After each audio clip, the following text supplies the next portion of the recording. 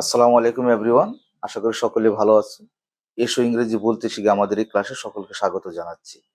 আজকে যে বিষয়টা নিয়ে আলোচনা করব অত্যন্ত গুরুত্বপূর্ণ এই ক্লাসটি হতে যাচ্ছে। আশা করি সকলে শেষ পর্যন্ত দেখবে।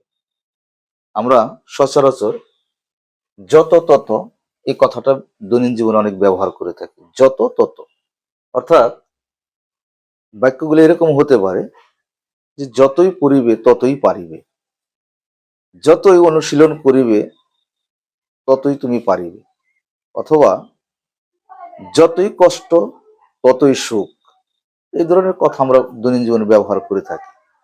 এই কথাগুলো কিভাবে আমরা ইংলিশে ট্রান্সলেশন করতে পারি অতি সহজে ম্যাজিক পদ্ধতিতে আমরা একটু জেনে নেব। আসুন তাহলে আমরা চেষ্টা করি।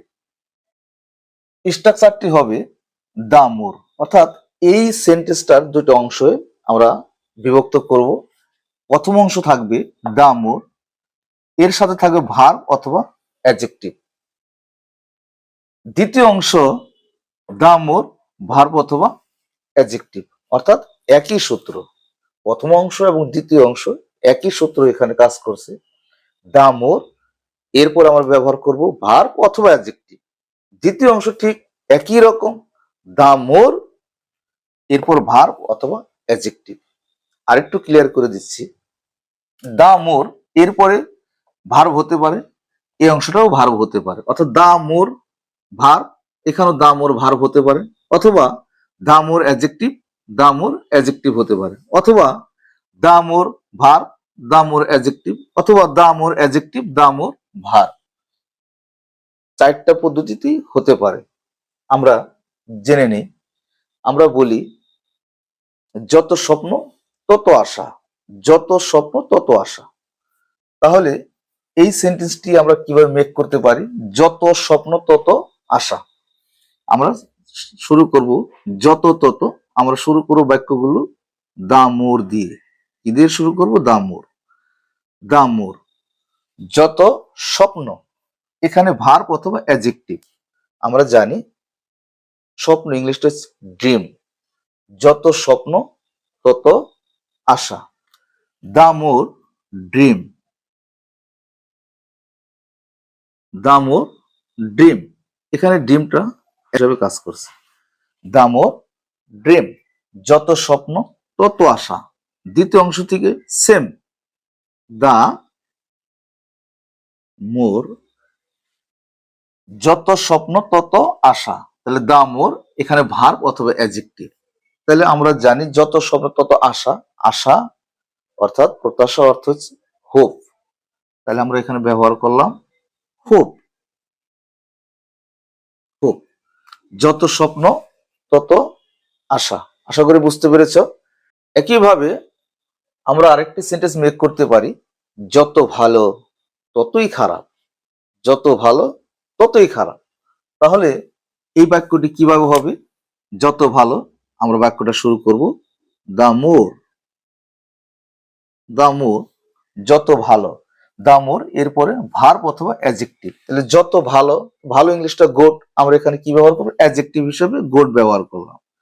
দা মোর গুড, যত ভালো ততই খারাপ। দ্বিতীয় অংশ থেকে আমরা সেম, দা মোর, কি নিব?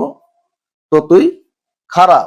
তাহলে খারাপ ইংলিশ আমরা জানি ব্যাড। তাহলে ব্যাডটা এখানে অ্যাডজেক্টিভ হিসেবে কাজ করছে। তাহলে the more good, the more bad. Very simple. আশা করি সকলে বুঝতে পারছো। যতই ব্যথা ততই সুখ, অর্থাৎ যতটা কষ্ট ততই সুখ। এই সেন্টেন্সটি কিভাবে হবে? দা মোর, যত কষ্ট তত সুখ, দা মোর পেইন, দা মোর পেইন, যত কষ্ট ততই সুখ। দা মোর, আমরা সূত্র অনুসারে আনলাম দা মোর, এরপর আমরা অ্যাডজেক্টিভ এখানে ব্যবহার করছি পেইন। ভার্ব হতে পারে। দা মোর পেইন, যতই কষ্ট ততই সুখ, ততই সুখ। তাহলে দ্বিতীয় অংশ হবে ততই সুখ, দা মোর হ্যাপিনেস, হ্যাপিনেস, দা মোর হ্যাপিনেস। এরপর আমরা যদি বলি যতই পড়িবে ততই শিখিবে, যতই পড়িবে ততই শিখিবে, যতই পড়িবে, দা মোর রিড, দা মোর রিড, রিড, রিডটা এখানে ভার্ব হিসেবে কাজ করবে। দা মোর রিড, যতই পড়িবে, যতই পড়িবে ততই শিখিবে। দা মোর, দ্বিতীয় অংশ থেকে সেম, দা মোর, শিখা ইংলিশ আমরা জানি লার্ন, যতই পড়িবে ততই শিখিবে। একইভাবে আমরা যদি আরেকটা সেন্টেন্স মেক করি, যতই সহজ ততই কঠিন, যতই সহজ ততই কঠিন, যত সহজ, দা মোর, দা মোর, সহজ আমরা জানি ইজি, দা মোর ইজি, দা মোর ডিফিকাল্ট, দা মোর ডিফিকাল্ট,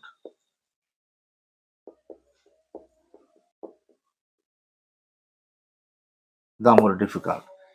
দা মোর সূত্র অনুসারে আসলো দা মোর, যতই সহজ, এখানে অ্যাডজেক্টিভ হিসেবে আসছে ইজি, দ্বিতীয় অংশে দা মোর অ্যাডজেক্টিভ হিসেবে আসছে ডিফিকাল্ট, অর্থাৎ দা মোর ইজি, দা মোর ডিফিকাল্ট, যতই সহজ ততই কঠিন।